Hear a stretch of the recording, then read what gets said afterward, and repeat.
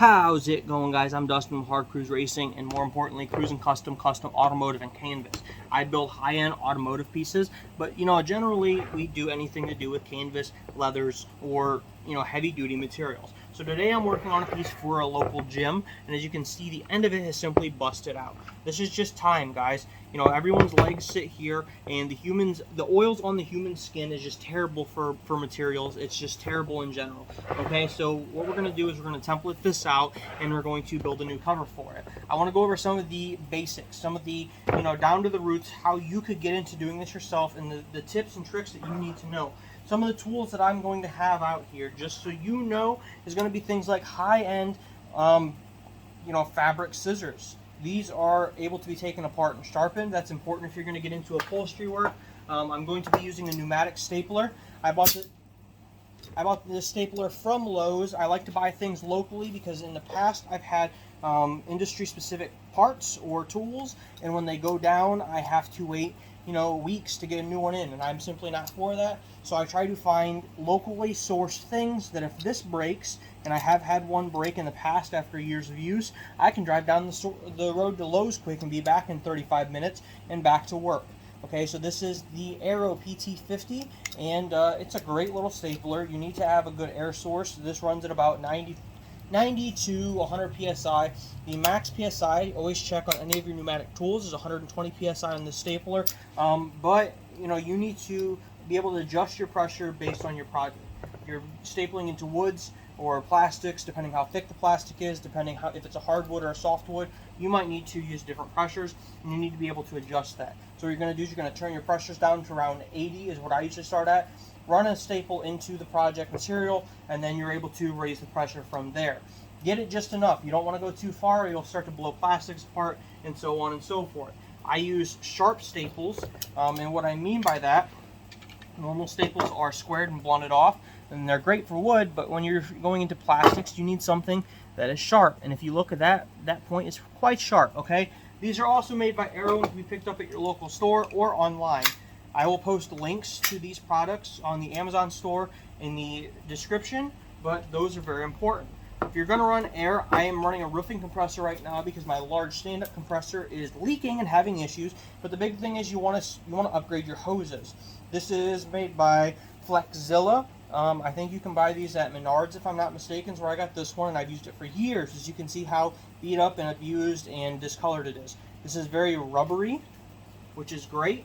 Some of the kits like you buy from Harbor Freight or online, they come with a very plasticky hose. I hate that hose. It's terrible. Get you a rubbery hose. And then most importantly, you don't want your tools to fall on the ground. So it's a great idea to grab something like a clip and clip this hose to a work table, as long as you're not adding pressure on the hose. Right now mine's clipped and I can still slide it back and forth, which just helps you keep your tools from falling on the floor. You need something like a screwdriver or a little mini pry bar, because this is how you're going to take your staples out of the back. And then just basic measuring tools. I have a soft measuring tape or whatever you'd like to call it, which is great for doing things like this round roll that came from the same place, where I can go around it and get my measurement. I'm also using, I really enjoy these see-through rulers. I think they're amazing, but so they do get hard to read, so keep that in mind. They are difficult to read sometimes. And then of course I have just basic metal rulers and metal squares. One big thing is everyone's worried about recently is if a ruler measures the exact same or if it's slightly off, and how that will affect your project. I go by the rule of always using the same exact measuring device for my measurements as I do for my measuring to on the material. And that's because, I'm not saying these are off, because I haven't actually checked these, but you can always double check all your measuring devices. These are exactly the same, but there is always that risk that something will be off. So just use the same device, okay? If I'm going to use this to measure, then I want to be able to use this to measure on my material. And of course there are times when you're not going to do that, so just check your measuring devices and make sure they are the same. First thing you need to do, getting into this, is understand the construction of the piece that you're making itself. For something like this, you need to understand that there are these end trim rings, and it's just rolled up foam inside, but there's a plastic ring on the inside that you can staple to. So when this goes on and it goes over the bar, then there's a clamp that goes over the end. You need to understand how it's made, or you can't remake it. That's kind of the basic idea here. So for this piece, I know that this these bolts, let's see, we're going to take one of these out. They go in, and there is a wood base inside of there. You can see that, and so that's going to be just one of the hammer-in nut certs, and then the bolts that go into that. These are Allen key bolts. Make sure you take the right tools with you. So secondly, we have a separate trim cover piece, and this is going to be using small nails to hold that in place. And of course, we can use the exact same nails, not these ones, but we want to have a nail gun with the exact same style of nails so we can hold it back on. Otherwise, it's going to look like trash. So we need to be able to slowly pry that up, because we need to understand that all of those nails are in there, and we don't want to ruin this back piece. Looking at the front, we have a simple, it's a 3-piece design. There's the side cushions, and then the top wraps around the front, wraps around the bottom, so we need to make 3 pieces. And then that's a seam, and then with a folded over and a French seam over the top. I believe this is called the French seam. I know when it's split in half, and that's called the French seam. I'll do a video talking about how to do a French seam and the different ways you can reinforce a seam like this. They're great things to understand. So we're going to get this taken apart now. One of the big things, don't lose your pieces. I don't care what you put your pieces in, don't lose them. As a matter of fact, over here there's a plastic container, and here's a lid for it. Bright yellow is a great color because, well, it's hard to lose bright yellow. Make sure you don't lose your pieces. So we're going to get all these off of there.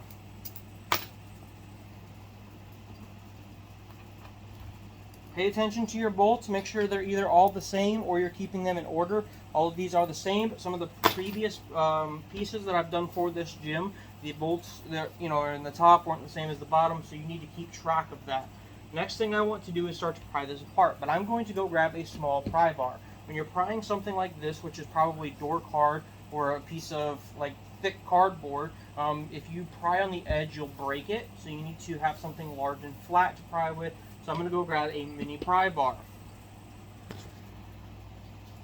Alright, so I got my little mini blue pry bar. These come in like a pack of like 3 or something like that from Menards. They're great pry bars to have. I'm cleaning this one up quick.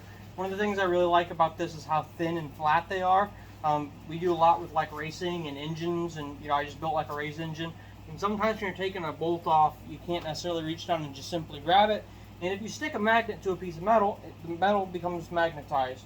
So I can stick some round magnets on here and be able to reach down and put it on the end of the bolt as I'm unscrewing it, and then when it comes out, it'll magnetize to this. I really like it for that reason. Now, we are trashing the lower cover, but we obviously don't want to, well, in this case, when the rest of the machine is this color blue, I might just reuse this same blue, or that's the idea. So we want to try to get in there and start to lift this up, because if possible, I would like to keep this rear cover intact. Now you got to be slow about this, guys, because as we talked about, just like a cardboard almost kind of material, so you need to start getting a corner up. So that's what I'm doing now, is I'm trying to find somewhere I can get into and it'll start to lift, because this cover's on there tight. It's well made. Okay, good job on them. They used a good nail in there. So we're going to try to work around this, try to get something to start lifting. Once it starts to lift, it generally lifts pretty easily. There it goes. So now we're starting to get a lift up here. So we're going to start working around slowly. Slowly is the key here. There we go. Again, once it starts to lift like this, you can work your way around it.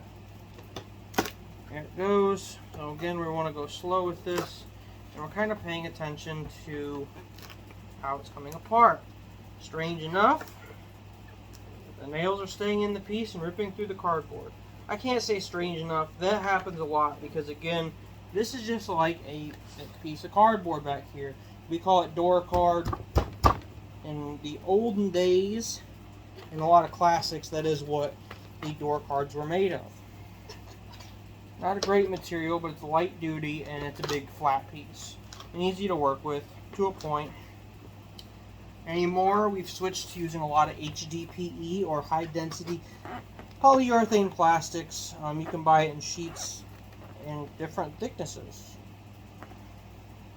You can actually sometimes find HDPE in your local hardware store. In about a 45-minute drive, At one of the Lowe's around me, they have it. But at the rest of the Lowe's around me, they don't have it. So, kind of got to play your pros and cons there to say, do you want to keep this $80 a sheet material on hand and build it from there? So now I got that piece off. I think I'm going to reuse this. I don't think I'm going to rebuild it because of one big reason, and that's that nobody sees this. It's completely underneath, and it's at a low enough spot where nobody sees it. It's easy to add back on, and it looks nice. Now, I always template everything out before I take the covers off. I do need to be careful with some of these nails sticking out. This template, we're going to be using this here clear plastic. I just buy this from like Joann or Hobby Lobby, whoever has it, on sale. It's like what they used to use to like cover couches and crap like that. Okay, I get a relatively thick sheet of this, and what it allows you to do, you know, I've used a lot of different materials to template over the years, and what this allows you to do is, first off, clear some room.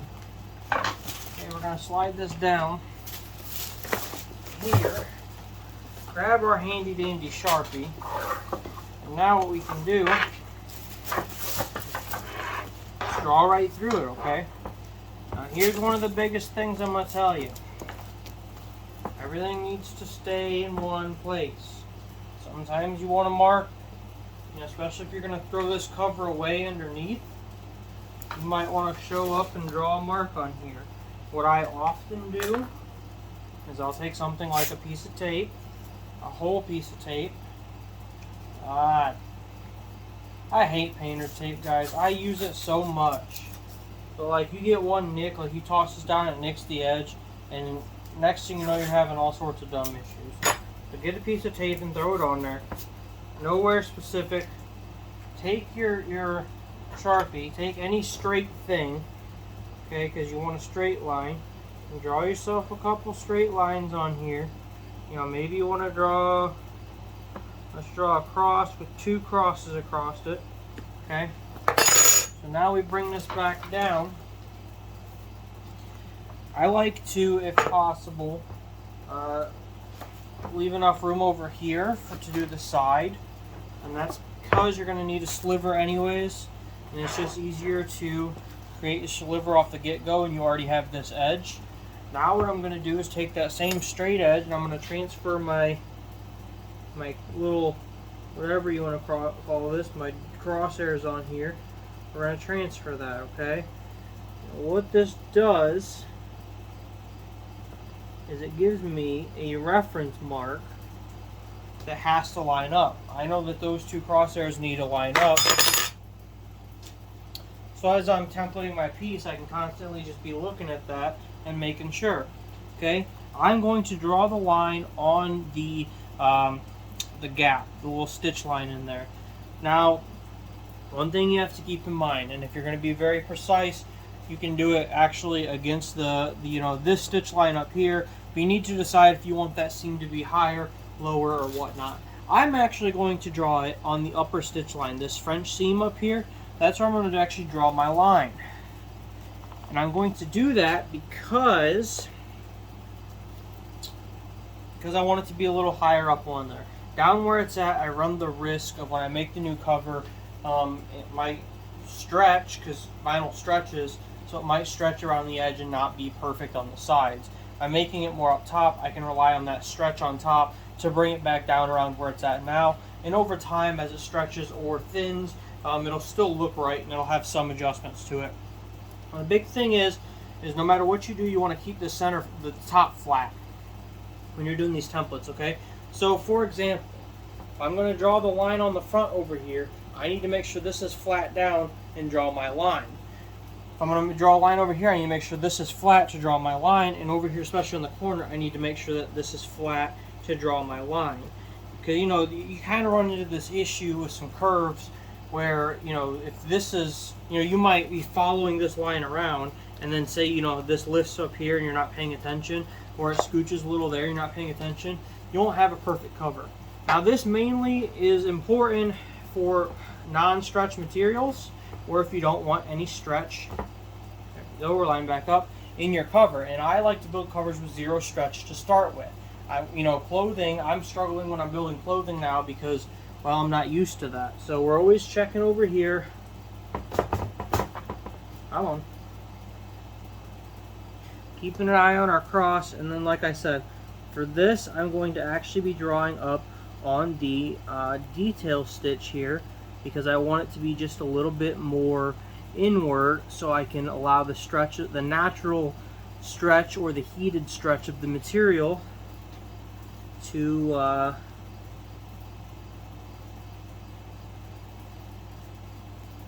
let it drop back down over time.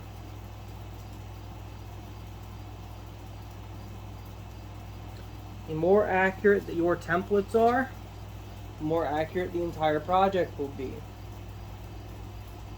And this is why some pieces, some seats or whatever you want to say, will cost a lot more than others,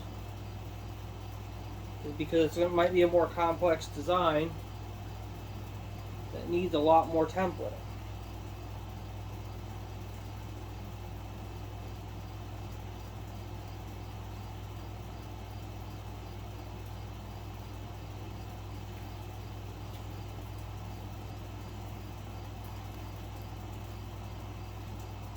Now the reason I say I like to do it here like this, because right now if I can push this down, keep everything tight, I know around here is where that next piece needs to sit.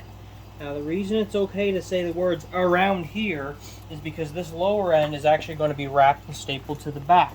So what we're going to do is mark all this out and just keep that in mind for now, okay? Because right now we have this piece up here that's showing where the curve is. So once you sew this edge here, once you add your seam allowances in both directions to sew that edge, that's going to be correct. So you just need to figure out where that drops at. And of course we will check that to make sure everything is correct before we go doing anything crazy. Same thing with on these fronts and backs. They are wrapped, so we will just briefly mark those out. And that's with the idea of adding 2 inches is generally what I do for a wrap. So I'll just write +2 on there so I know it's not a seam. And then we'll do the same thing on the other side. Again, we're checking our center, making sure everything's laid flat, and then we're just going to draw down the seam.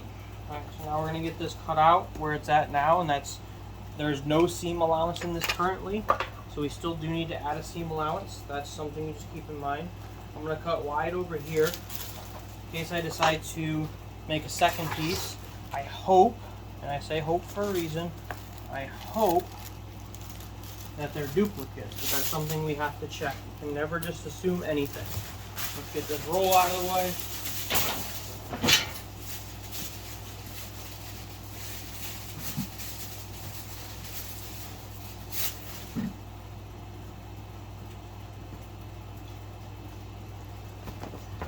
Get the seat out of the way. And again, we're +2 on this end, so let's just make sure that's somewhere. +2. +2 on this, and then that means those are wrapped edges. And then for these 2 ends, we still need to add seam allowance, which again for us with this project, we're probably going to go maybe 1/4, maybe 3/8 inch, and that'll get added, and anything that butts up against there as just a way for us to adjust on the go. Making a good pattern doesn't mean anything if you don't cut a good pattern, so take your time.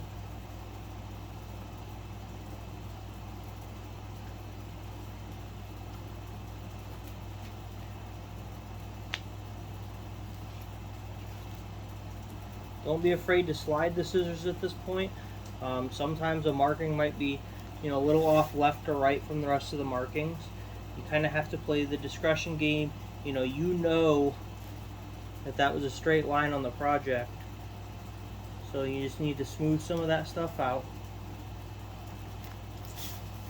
So, and then we'll go straight down off the end Like I said, we'll keep this off to the side because I don't know if they're going to be duplicates. So what we'll do is once we cut that side, we'll use that to template this out, and then we'll go from there. Another thing you can do, you know, you have your marking up top, and that's marked here in the center. You can do markings on the sides. And this just gives you a reference point, so when you cut these apart, you have something to come back to and be consistent. So maybe we will mark this on the side and get this tossed back up there and centered on our original markings.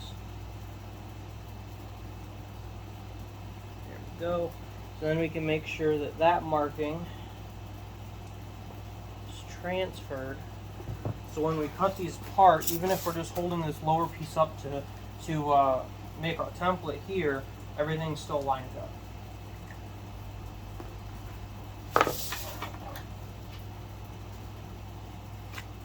We know we're +2 on the top and bottom, so we can cut along that line, and we can add that later. There we have the centerpiece. One thing you can do to see if this is a directional or a equal part, you know, you check your sides, check your front, you check your back, you can flip it. Now at this point your cross might not line up, but that's fine, because at this point we'll go off of the actual road map or the shape of the cover, and just to see where it lines up. And I can tell you right now, looking at this, that this is a very equal cover, which means the sides should be equal, but again, we'll check those. At this point, we can bring this side over, and then it helps to sit down and get to eye level with the project here.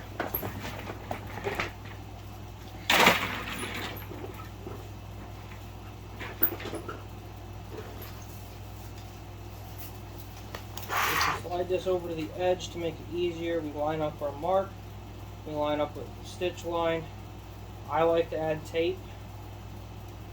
Tape a lot of stuff, so let's just add tape so it doesn't move. So there's that upper edge.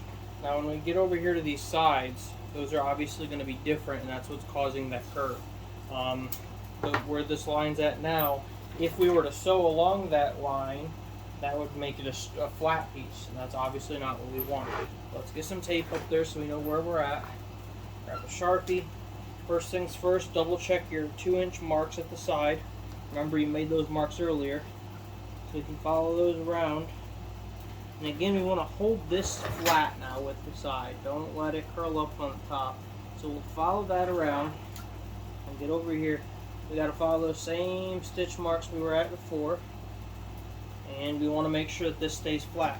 So we're actually going to rotate this piece down as we go, and you kind of just have to trust the process that when you stitch that line, that your piece itself is going to sit flat, and eventually you're going to, and always double check your lines, you're going to line back up with the original piece. And that's what we can see here. It's hard to see right now. You can see it when we're done. Let me get this side marked out. So I need to be careful that this up here still stays in line. I was bunching it up just a second ago, so I got to make sure that my stitch line or the references I do have stay lined up.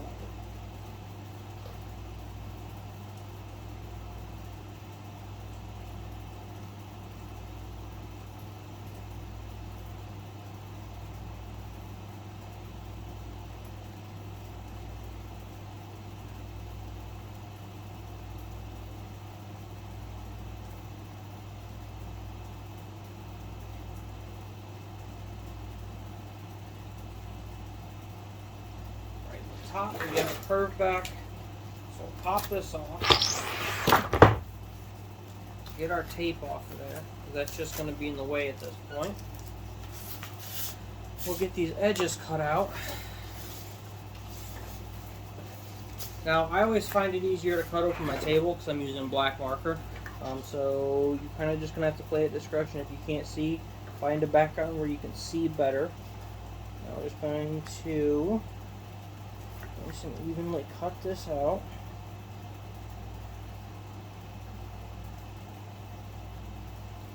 And you can see where that curved back and matched right up with our original line at the top.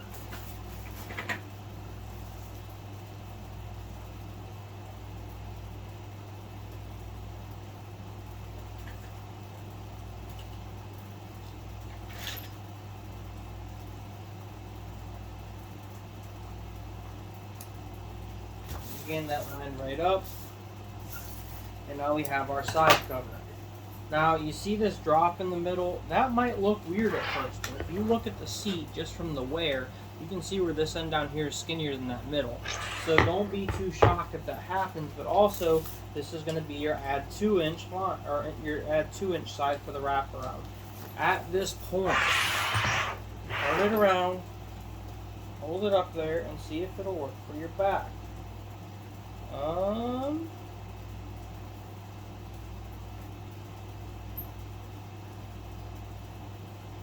Yes. For this cover, it'll work for the other side. Now, I have to be cautious with that because the seat actually curves out, so I need to make sure the sides were even. And they do appear to be even. If not, you're going to have to make a whole new second set of templates. So at this point, we're going to get our 2 inches cut off. Don't be afraid to add a little extra here if you need to, because again, this is your 2 inches. So it doesn't have to be a perfect follow the line piece at the bottom. Everything else does. Alright, so at this point, you know that we have this piece up here. Let's get our markings lined up, and now we're going to mark this. Alright, so at this point we're going to put a piece of tape on there. We're just going to put T for top, or whatever you want to write on there, it doesn't matter, for this piece. Over here we have a piece of tape here. Let's just write an A on it. Right? Take a piece of tape, stick it over here, so that way we know it's going to be our A side. And then obviously the other side is your B side. If you really want to go write it, you can write it just through the tape at that point, or through the plastic on the tape. Alright, so we have our template. So now we're going to go make a cover. Alright, get the stuff out of the way. Get everything moved. Get this out of the way. It doesn't matter right now. We'll get back to it. Check your material. Make sure it's not directional. Make sure it's not damaged. It happens. Alright. First things first.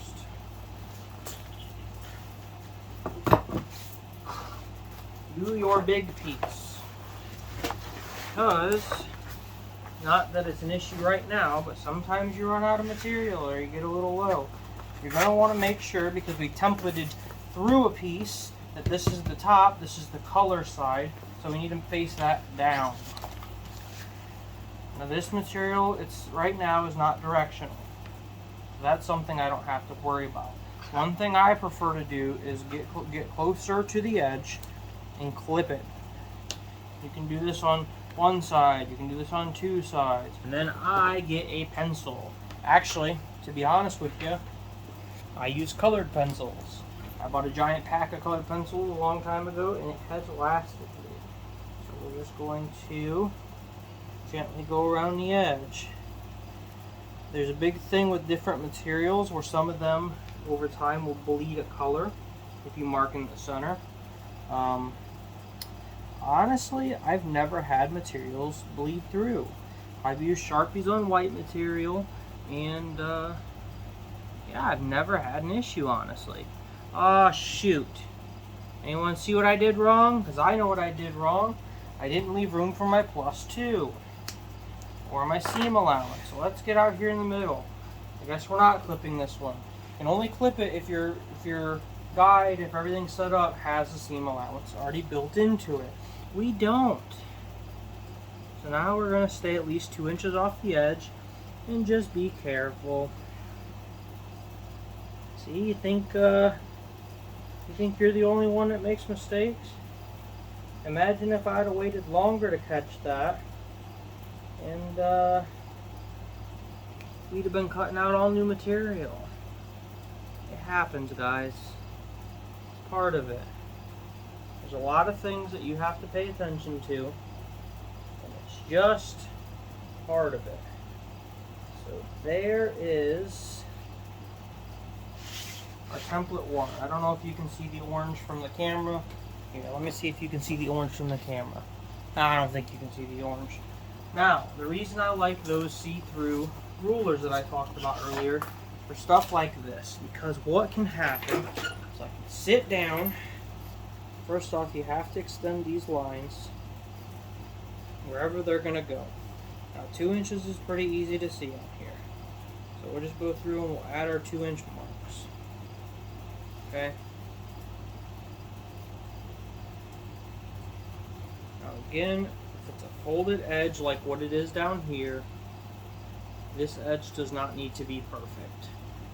But what you do need to watch out for is, okay, so we know right here is where our stitch needs to go to before we wrap around the edge. We want to stop that stitch somewhere around here when we're sewing those two pieces together. So we do need to pay attention to that. You know, make sure, we're going to expand this line and down to make sure we don't go too far, or to make sure we go far enough.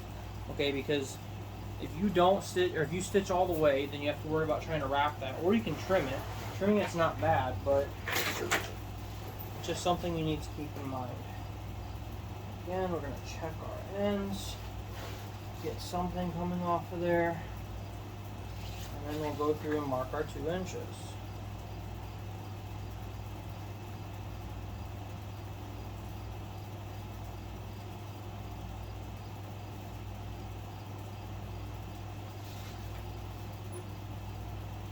I'm going to check this end real quick because the orientation of that line just seems a little off. Nope, it's correct. Yeah, I just wanted to make sure. It kind of looks like it's going sloping to the right, but I think the whole design is turned slightly to the right. And that's okay, of course, as long as you're, you know, countering for that. Okay, so now we have that piece marked out. We also still need to add the seam allowance around the edge, or how much we're going to sew. Now again, you don't know with your machine, make a little guide here. It shows left and right. You know, sew that up on your machine quick. All I do is sew a straight line, then you'll sew running down the right side of the foot, flip it over, sew running down the left side of the foot, and you'll be able to know. So just to check, to confirm, okay, I'm looking at this from my sewing machine. I have a 1/4 inch on one side of the foot, and then the other side of the foot's around, I don't know, 3/8 over there. So it just depends how much of a seam allowance you want. I think I'm going to go with 3/8, so I know I need to stay on the left side of the foot. So now we'll go here on this ruler. Again, the reason I like the see-through ones, and we can just go down through here and go 3/8, and just start marking it. Now I have other tools for this job. I've tried every measuring device and style to do this, and I found it the best to just go through and draw your dots, and then go through, and if you're really worried about it, you can freehand and follow your curve that's off of here, okay? I found with a lot of other ones, you got to make sure you're squared up with that curve. And it can create difficulties, you know. It takes a lot of time. This, you can just get that on there and then freehand it. Now, I've been doing this a while, which is probably why I can freehand it, but you'll get to it. Now my material's sliding down. You seeing that? Now I'm just going to work over here quick because it's sliding that direction. I'm going to go through and dot out our 3/8. If you don't feel confident freehanding it, add more dots, guys. Don't be afraid to go through and add a bunch of dots. I've used a compass pretty successfully. If you prefer to have a guide the entire time, you can use a compass and draw that out. It works. It just depends whatever you're the most comfortable with. And nobody else's techniques matter except for yours.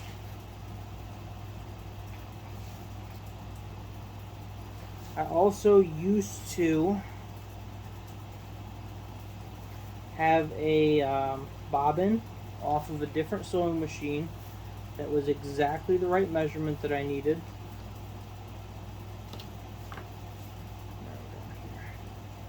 So I could just take that bobbin and go through and mark it like this. You know, it all depends what you're comfortable with. I have free hands so I can get the curves all right and stay consistent. Alright, so there's my 2 inches on my ends and my seam allowance, so that can get cut out now. I never cut from the roll. I cut around the outer edge and then cut the piece after, and that's just so I have the ability to rotate it while I'm cutting and make my life a whole lot easier. If I can get this roll out of the way, I'll let it fall. It's okay, just don't step on it or roll on it because you don't want to damage it. But now for me, a lot easier for me to rotate this material.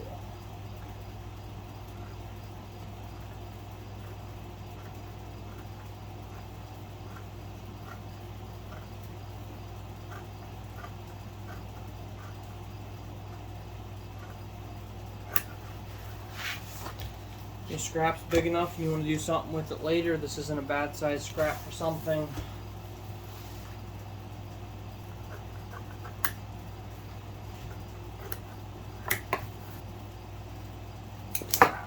There's our initial piece. We want to compare it. Pull our seat down. Make sure we're the right direction. You can compare that piece on there. Again, we have a seam allowance now, or we added the seam allowance, so it might sit over. I mean, it's gonna sit over. Okay, whatever your seam allowance is, my 3/8 inch is gonna be over on each side, which is how it should be. Now we need to cut the sides out. Now again, for the sides, we have side A and side B, so it needs to stay directional. And going back to our scrap piece, you might fit this on here. Let's see. We're a little short. That's okay. Like I said, this is a good size scrap piece. I would generally cut this off genuinely. I keep saying generally for genuinely. I would generally cut that off, and then you can throw this to the side for something for later. And we'll get this piece up here. It's a directional material, and you need to keep that in mind and stay directional. This is the direction of our current project, this way, so we might want to stay that way. Now what I would do, we know that we need 2 inches on this side here, and then on the other side we at least need a seam allowance, so we'll keep that off the project, but I'll mark my, start kind of get your, oops, don't let it rotate, don't do that. Let's just get this marked out. Take your time, you don't want to press the pencil, you want to go straight down on it. Okay, this is our 2 inch. For a lot of the cases, for the edge that you need to wrap, I will actually use that ruler. So come around, get our 2 inch. So what I'll do, because this is a wrapped edge, okay, this doesn't necessarily have to be straight. Let's mark our A, so we have that. This is a 2 inch wide ruler, guys. This is my wrapped edge measurement. What I'll do, come straight across there, and then just mark my 2 inch. Now I won't even worry about the rest of it, okay? Finish marking my 2 inch out because it was a little long. Again, we have to come in here and expand these out, and extend your lines out on the ends. This one comes out at an angle, so keep that in mind. Finish your 2 inch line out. And that's the piece. I mean, you still need these markings up here, so that way you know where to stop your stitch. But that's your 2 inches already done. And then we have to add our seam allowance. So again, we're going to come up here and start adding our, our 3/8. When I get to the curves, I come over here to the edge to mark it, because it's just easier to. You have to mark it square. And it's just easier in my brain to say, this is where my measurement is, mark it there. Personal preference, guys. You do whatever you find easiest. Again, I'm up here, and then I freehand. Alright, you're going to see right there my A. So we'll slide this up now. And of course, we have the extra material. We're going to try to do this double-sided like we talked about earlier. And I lied, okay? This isn't our A, this is our B, because remember, if A is facing us, well, that's not the right side. So you got to have to face down because we did our templating through. So we're going to write a B on there. So now we're going to build our A. So now our A needs to face downward. Okay? Leave enough room for our seam allowance. And we will template it out. Oh, I forgot to transfer something. I've completely forgot. Okay, let's line it back up with where our initial template was. Mark your edge here. Remember this line we marked that needs to line up with the line over there? Forgot to mark them on our materials. It's mainly for templating, but it does help if you want to mark it on your materials. I honestly don't think I will use it on my material, but if you're new to this, just transfer it. Okay? Especially if you're new to this, you need to make sure that all of your pieces line up. But that's only if you're going to sew from that point, really. I mean, you can do it the other way, where you leave the marking and line it up and then sew. But generally speaking, I line up off of these marks, which are on your material already, so then I can line up my corners and then sew from there. You kind of just need to figure out a system that works for you. Okay, again, we're going to come off our marks then, mark there, add our 2 inches on the bottom. Finish off these ends, but you need to follow the lines down. This one's on an angle, make sure we follow that angle down, and there is our 2 inch. Add our seam allowance.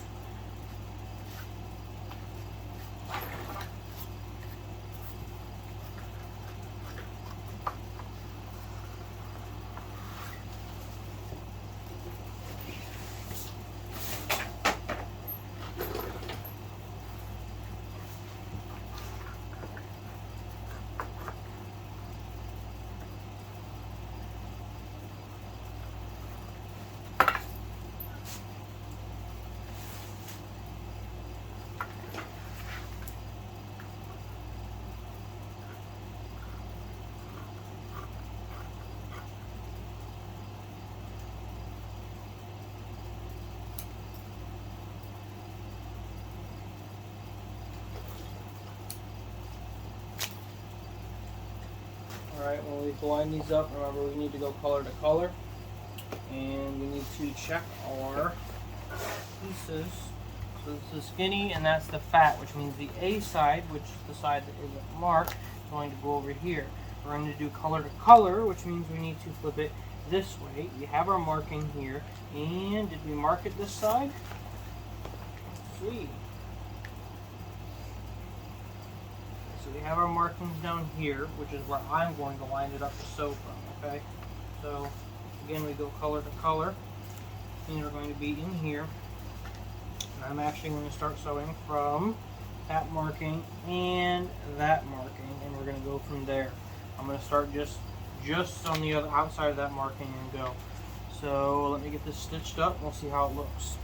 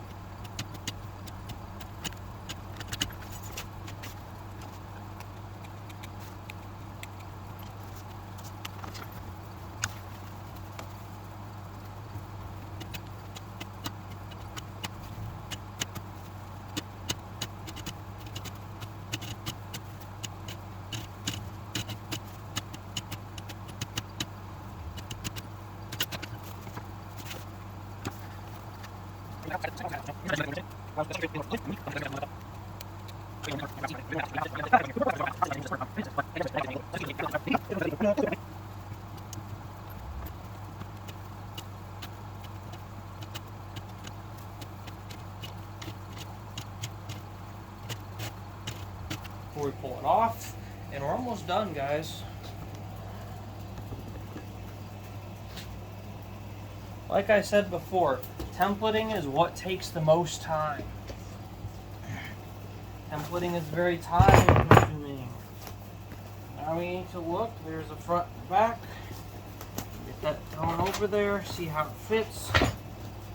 Okay, so that gives us room to pull it tight. You see that the cover just sits right over and we have room to put tension. So now we need to get this torn down, which includes taking the nails out of the side.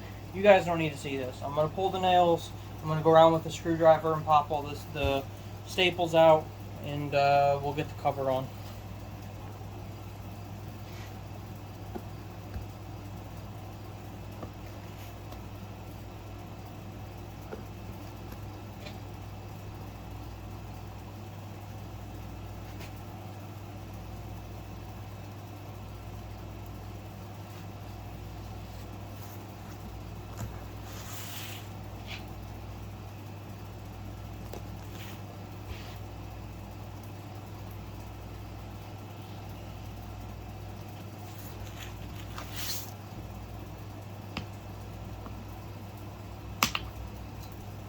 So clearly, when this seat was produced, there was no shortage in cheap staples and cheap material. That material just tore off.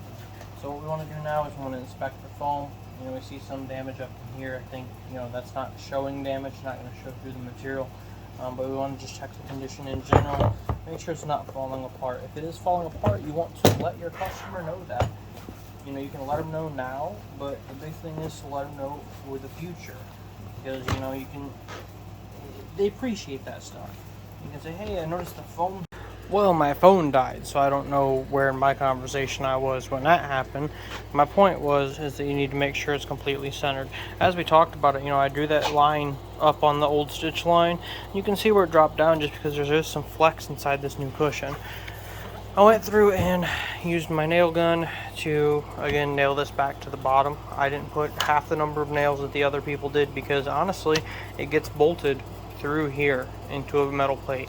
You don't need all those nails. Most of the time you don't need all the staples. My line, or where my material is stapled, is all the way up in here rather than on the edge. The old people that stapled it, it's right on the edge, and it was way too many staples. You don't need all that, okay? Make a cover that fits and you don't have to do a ton of stretching and a ton of extra work. But there it is, okay? Again, I left the blue line along the edge. I'm fine with that. The rest of the machine that this is going on is still blue. So that little blue line might actually look nice. This is the front of the cover here, so this needs to get the most of your focus. Don't get me wrong, we love the back, but you know, anywhere that there's looseness or something can always get pulled and hidden in the back. But the front of the machine here, or the front of the cushion, really is where your focus needs to be. So work on this first. You need to make sure it's completely straight before you start stapling. And just take your time, guys. You can do this, okay? So this is a step-by-step on how to template everything out, how to, you know, actually make a cover from scratch if you have an existing foam. Now, this works with anything. This works with car seats. This works with cushions in your house. This works with wanting to wrap anything. The big thing with any cover is that you need to realize if you can staple it to something.